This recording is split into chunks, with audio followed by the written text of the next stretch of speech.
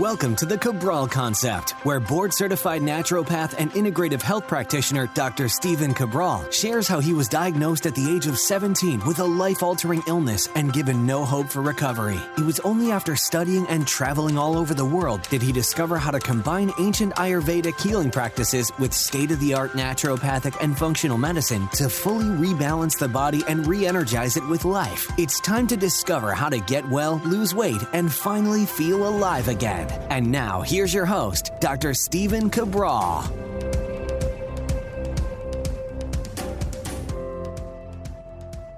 Welcome back, everyone. We're here today on episode 2181 of the Cabral Concept. Thanks so much for joining me here today. This episode is absolutely by popular demand. I've had so many people write in with this particular issue and a lot of comments all over social media as well. So what I want to do is kind of once and for all share with you why there is so much hair loss related to COVID, as well as other viruses, not just COVID. I'll explain why, but then also what we can do about regrowing that hair, or is it just lost forever? So I want to share that with you here today. It's going to be concise. It's going to be to the point because I've done complete hair loss shows for hair loss in general, what it means, how it happens, and what to do. And then I also did a very specific show on top hair loss causes for women, which is actually very different than men. So 90% of all men lose their hair. Okay, 90% of the reasons is because of DHT, dihydrotestosterone. That is not the case for women. That's actually a much smaller, very small amount, and there are different causes for both. So I'm going to link up those previous podcasts so I don't do a lot of repetitive talks, and then I can get you those for additional information, okay? So those links will be at stephencabral.com/2181, as well as any other takeaways for today's show. Just one more point that I do want to add is that since this is such a popular topic, in the future, I'm going to do an entire, essentially post on everything we know on why people lose their hair, what we can do about it, how to move it back into the anagen phase, which I'm going to share with you just in a moment, and then also all of the top products and growth strategies that people are using that are actually backed by science. So that will come in the future, no doubt about it, but it's easier for me to create a podcast because speaking and doing this on video is what I do every single day. So this is right away I can get the information to you, and then I'm going to create one long post, a conglomeration, I guess you could say, of all the different articles and research that I've shared with you in the past. So let's dive right into it. We are going to go through right now, essentially, we need to know the different phases of hair growth, then why having a virus moves you out of a hair growth-based phase, and then can that hair ever come back? Okay, so let's go over that. So the human head, all right, human head, let's say somewhere around puberty or so, is going to have about 100,000 hairs. It's interesting because, you know, when you look at the research for how many hairs someone has on their head, people with light hair, so blonde hair, about 150,000 hairs. People with brown hair, about 110,000 hairs. People with red hair, about 90,000 hairs. Now we're just talking about scalp hairs. The interesting thing is those actual hairs can differ as well. So my wife has some of the thickest hair that you'll see. It's dense, and she has an amazing hairline and thick curly hair when she wears a curly. And one of the things is too that the hairs themselves are actually thick too. And with some people, out of each, it's one follicle, but out of each, well, it looks like one follicle, you can have many hairs growing, which adds to much more thickness of the hair as well. So that's more of a, Kapha will have thicker hair. That's the body type in Ayurveda. Vata will have curlier hair. So that's kind of a combo that she has there. Pitta will have thinner hair. All right. So kind of when you're looking at the different hair types, we don't have to get too deep into that today. But you do need to know, though, that that hair starts to get thinner and can fall out over time. So, for example, like on the top of your head, for a male, let's say you might have around 20,000, maybe 25,000 hairs.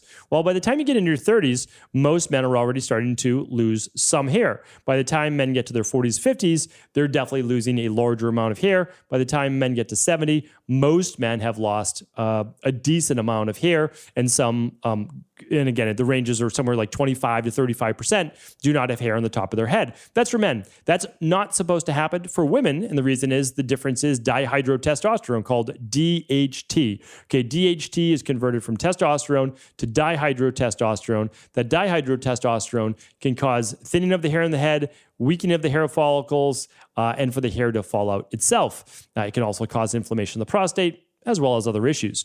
We're not going to get deep into that today because I already explained that on a previous show that I will link up today at stevencabral.com/2181. What we need to know today is, why does COVID and other viruses cause hair loss? Okay, in order to fully explain that, you have to know the 3 phases of hair growth, okay? The anagen phase, so it's called anagen, A-N-A-G-E-N. Okay, they're all going to end with generation, growth of the hair.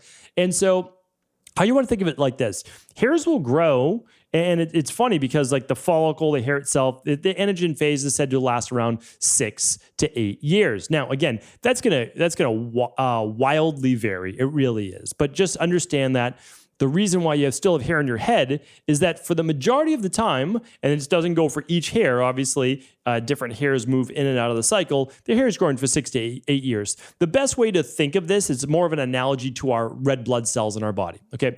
We have trillions of cells in our body. Every 90 to 120 days, at least the red blood cells, they are turning over. But it's not like 100% of all your red blood cells turn over on, let's say, the 120th day. No, some millions are turning over every single day. And then after 120 days, all of your red blood cells should have renewed, right? And then we keep starting the cycle over essentially every single day. Well, it's the same with your hair, right? So some hairs are falling out. We'll talk about what phase that is. And then some hairs are always regrowing. Okay, well, so basically there's an anagen phase where the hair is growing, all right? And that's why you get a haircut. Your hair grows at an average about, most people, about 1/4 of an inch per month. Every 4 weeks, their hair will grow about 6 inches per year. So if you're ever thinking like, oh, okay, how long is it going to take to grow out my hair? It's about 6 inches per year for the average individual. Some people, of course, longer and some shorter, but that's the average. Okay, so that's the anagen phase. Now, during the anagen phase, there comes a point where the hair just knows, it's programmed inside the body, okay, it's going to stop growing. And then there's this 4 to 6 weeks, it's 1 to 2 months, where there's essentially a holding period. Okay, this is a transition period, a transitory period called the catagen phase. Okay, now that hair has stopped growing and it's about to fall out. Now remember, it's supposed to fall out. Okay, it makes room for new hairs that are growing, and so this is totally normal. And the last phase where the hair falls out is called the telogen phase. Okay, so the telogen phase is more what it's called a, let's say, resting phase. Okay, so it's not growing, it's essentially being shed, it's falling out. About 10 to 15% of the hair at any given time is in the telogen phase. But this makes sense, right? So out of the 100,000 hairs at any one given time, 10 to 15,000, okay, they're not going to be growing and they're going to be shed. But that's why it always looks like you have hair in your head for the most part. Again, unless you're losing hair for a particular reason. And that's because 80 to 85 to 90% of the hair is always growing, right? So that's why you don't see the hair necessarily falling out. Now, the average individual, the average person is going to lose about 50 to 100 hairs a day during the telogen phase, or there's actually a particular part where it's actually falling out called the exogen phase. Now, don't even worry about the exogen phase, having to remember that, because there's debate whether people want to call it that or not. There's 3 main phases: growing, transition, falling out. That's telogen, right? So exogen is just another fancier term for saying when it's actually being shed, when you're losing that 50 to 100 hairs per day.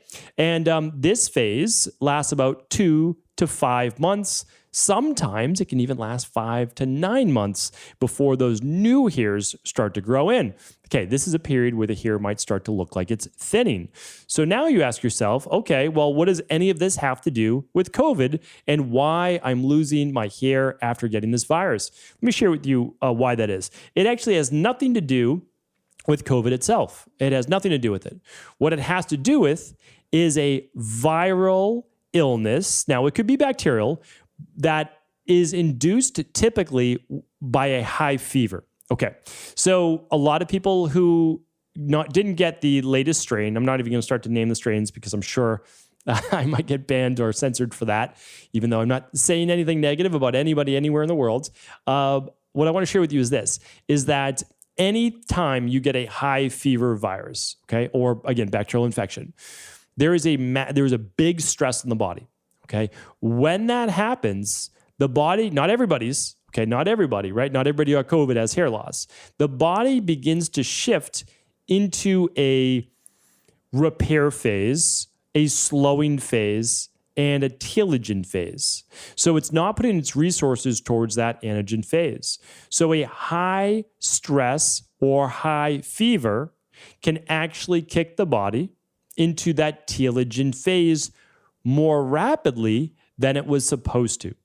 So that means you are changing essentially the epigenetic expression, if we want to use that for a term, of the hair growth because of an environmental factor, which was a virus that caused a fever, because that is your body's response to trying to kill a virus by raising body temperature to kill the virus that way through a thermogenic-based effect, as well as being able to speed up the circulation or flow of white blood cells through the body to kill the virus itself.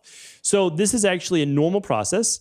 It's happened before. Anytime that you get a high fever, doesn't mean for everybody, but a month or 2 months later, that can start the hair loss. So it's not actually within weeks necessarily of getting COVID. It's typically a month earliest to 2 months after. And this is called, so there's a medical name for this called telogen effluvium. And telogen effluvium is essentially not hair loss, but hair shedding. So this means that 2 to 3 months after having a fever or harsh illness, or believe it or not, really stressful event, that can do it too, the hair will begin to fall out. Now, this shedding, again, like I said, can last anywhere when it does not happen naturally from 5 to 9 months. So quite a long period of time.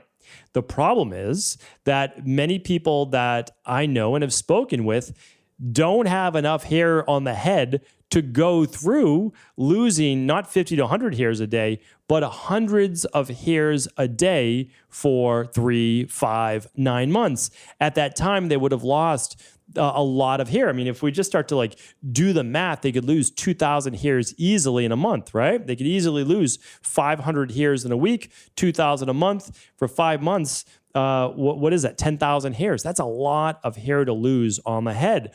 And so that's why a lot of people are actually seeing these visibly noticeable results from the hair loss. And again, I've really made the commitment on this show to always be honest and truthful with you. And when I got the virus back in early October, and I was sick for about 3 to 4 days. Again, followed my protocols. I'm not going to talk about that today. And it was good to go. Again, I was sick. It wasn't fun. I didn't enjoy it. I don't wish it on anyone. I had one of the 2 first more virulent-based strains. And after 2 weeks, essentially, I was back to the gym. Everything was normal. I was bad for a week, 3 to 4 days bad. Took it easy for a week, eased into life. That second week, I still worked the whole time. I still, had to take care of my family, all those things. But, again, it was not enjoyable, but I had a fever, but it was not a high fever, but it was definitely a fever. And so when I look at that, I say, okay. And then I started to lose clumps of hair, clumps of hair. And I said, what is going on right now? And it just didn't dawn on me that it had anything to do, because it would have been 6 weeks prior to me having a fever, which I don't get a lot of fevers. I got a fever. I talked about this I can't remember exactly right now. I apologize, but it was somewhere around maybe February or so, January, February of 2020. And I hadn't had a fever before that for a long period of time. And I know that might sound strange. But anyway, what I wanted to share with you is that I was shedding massive amounts of hair. I would shampoo my hair and there would just be clumps of hair in my hand. I would comb my hair even after the shower where hopefully the hair fell out. No, then hair would be falling on my shoulders. And this had never really happened before. So I said, okay, let's figure out what's going on here. Why is this happening? What are the new things that I did with my diet, my nutrition, supplementation, different exercise? What was new? And I had to look at that. I'm looking at it. I'm like, okay, well, I'll change this variable, change this variable. Didn't seem to do anything. Still losing hair. Okay, let me figure this out. Let me go back. What was different? What changed? Okay, yes, virus, fever, hair loss. This now makes sense. So this leads me to the next step. I'm definitely a male that would be more prone to losing my hair. There's no doubt about it. Like in my family, my dad's side, my mom's side, guys lose their hair. So I think I have to work a little bit harder to keep my hair because left to its own devices, as they say, I would lose my hair, no doubt about it. So I said, well, again, I'm not going to get into hair loss versus non-hair loss, good, bad, anything like that. Honestly, none of that matters. And I just want to say this, like, I'm good either way. I really am. Like, I think that's the way you just have to be in life. But I said, this is happening really fast. I'd actually like to just like, if this is going to happen, I want to ease into it. I don't want this to be all at once. And I said, let me see if I can stop this hair loss. That was my first goal. That should be everyone's first goal. And so I'm going to present, like I said, I'm going to create a huge post on everything that I did. The good news is this: in about 3 weeks to 4 weeks, it had completely stopped. And now it's back to normal. So now my goal is to regrow any of that hair that I did lose. And we're talking about thousands of hairs, mainly on the back of my head. And I'll do before and afters. Again, like I said, I'm dedicated to being honest on this podcast. And if I'm not able to regrow it, what I did lose, that is what it is. I believe that I will be, because I believe it was induced by this telogen effluvium, which is different than a DHT loss, but we'll see, right? We'll see. But I'm certainly going to give it a go. And I can tell you this, that no matter what, you want to stop the hair loss, right? That's the main thing. So what do you need to do? Well, you need to shift back into the anagen-based phase. So that's what I want to share with you, the last part. And then, like I said, I'm going to write a massive post on everything that I've researched, that I know and I believe is the best out there right now. Okay, so first things first, you need to reduce whatever the stressors are. So first of all, if you're not well, we need to get you well, right? So like that's very, very important. And hormonal balance to me is extremely important as well. Work with a lot of women that are having hot flashes. If you're not regulating body temperature very, very well, that means there could be an estrogen-based issue as well. Too much estrogen, too little estrogen can actually cause hair loss. So I would really look at that. That's very important. And for men, if you're producing a lot of testosterone, great. I tend to produce a good amount of testosterone. The bad news is you may be converting more to DHT. Okay, so that's not good news. Okay, what do you need to do? Well, you need to block that conversion from testosterone to DHT. Really, really important. Okay. So the other thing is a lot of people making the body more stressed because of lower calorie diets. Just be careful with this. Again, not going in depth on this today. Don't be super low calorie. Don't be super low carb. If you are losing your hair, it's one more stressor on your body. The second one is this: if you just gave birth months ago and you have a young baby, new baby, it is normal. I just want women to know that's normal. A couple months, your hair may potentially thin. A lot of it may potentially fall out. It does grow back. Okay, so that's just kind of putting the mind at ease there. The next one is this: poor overall sleep. If your body's not recovering, it can't be in more of an anabolic phase. Along the same lines, do not over-exercise right now, causing more norepinephrine, more cortisol, more stress that can all cause hair loss.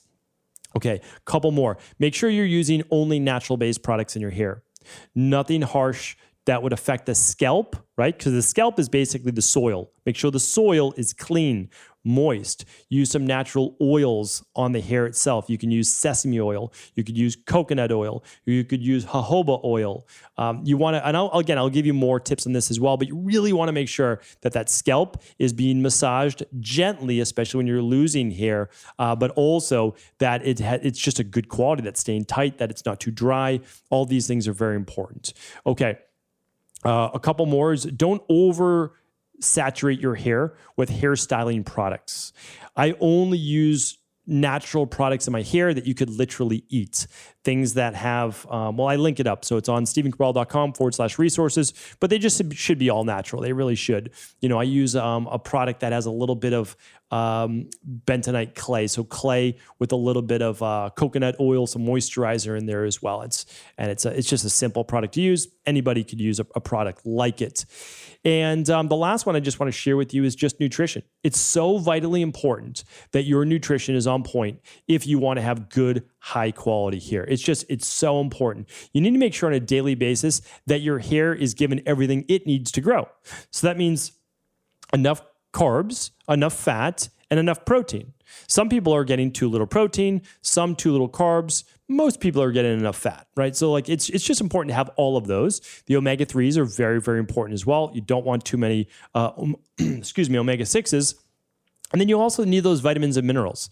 So it's people like, well, which ones do I need? Well, you need all your vitamins and minerals, okay? You need all of them. And that especially includes your vitamin C, your vitamin D, your zinc, your copper. Those are extremely important. Then you can add on more of the biotin and other items like that. So the products that I recommend always right out of the gate is just, if you do nothing else, a daily nutritional support, an omega-3 support, a immunity protocol, which has the C, the zinc, the copper, and the vitamin D in there. And then 2 other products, the advanced collagen support. Collagen is going to help with the hair, skin, and nails, especially the 3 patented versions in advanced collagen support. And then a product that is called Daily Hair Support. I'll talk more about that in the future, but you can find all of these at stephencabral.com/shop. Now, again, you can purchase products anywhere in the world that you like. I mean, that's the bottom line. But just look at the ingredients and the dosages I recommend, and then you can find the proper products that you like. And that's the best way to do it. And then again, I will also write down the different products that I've used and shampoos and hair growth oils and all those things that I used as well. So I will definitely fill you in all those and share all those in the very near future. I hope this was helpful. Again, I just wanted to give people always the reasoning behind why these things happen, because there's always an underlying root cause. It's never a mystery. Sometimes we just don't know what it is, but then we figure it out, right? We look at the research, we figure this out. And the good news is that the majority of people are going to be able to regrow that hair, and that's the good news. So feel free to let me know if there's any follow-up questions. I'll definitely answer them on a follow-up show. And again, in that post that I write in the future, it will certainly include everything from A to Z. And all the notes from today are at stephencabral.com/2181. I appreciate your time today. If this was helpful, please do feel free to share this with anyone you believe it could serve. Take care, everyone. Thanks so much, as always, for tuning into the show. It means the world to me to see this community continue to grow, and I have you to thank for that. Well, keep making good on our promises. This is our second major game-changing debut in the same month, in January, to start off the new year. And that is with our longevity line. This is a true science-based, researched, longevity-based line that took over 12 months of research and formulation. It covers everything from our advanced renewal system, which is state-of-the-art mitochondrial boosters and natural inflammation balancers. Plus, we have our new daily hair support, which rivals any of the best hair DHT blockers and hair regrowth formulas on the market. Again, all based in science. We have our cardiovascular line, which helps with cardiovascular issues, blood pressure issues, and more, in order to develop a nice, strong, healthy vascular and heart-based balance. We also have our new natural hormones-based line. This means if you have low testosterone, we can help you boost that naturally. Low progesterone, low estrogen, we can help you boost that naturally. Low DHEA, we can help you give that a boost as well. Amazing hormone-based line. We also then have our daily bone supports. We have our advanced CoQ10. We have our daily glucose supports. We have our daily vision and eye health product, which is sure to become one of our top ones out there, especially with how much we all view our computers and phones every single day. I can't go through it all right now, but again, there are so many amazing products that, again, are game changers. I've been using many of these in all sorts of different formulations, typically taking 3 or 4 different products to just get some of the nutrients in like a product like Cell Boost for the mitochondria for anti-aging for the last 3 years. I'm happy to debut these, and they are all 20% off for life right now over at Equalife. Head on over to stevencabral.com/longevity to see the entire line. Let us know if there's any questions. There's also a video on every single page explaining what that product is. Take advantage of it. 20% off for life over at stevencabral.com/longevity.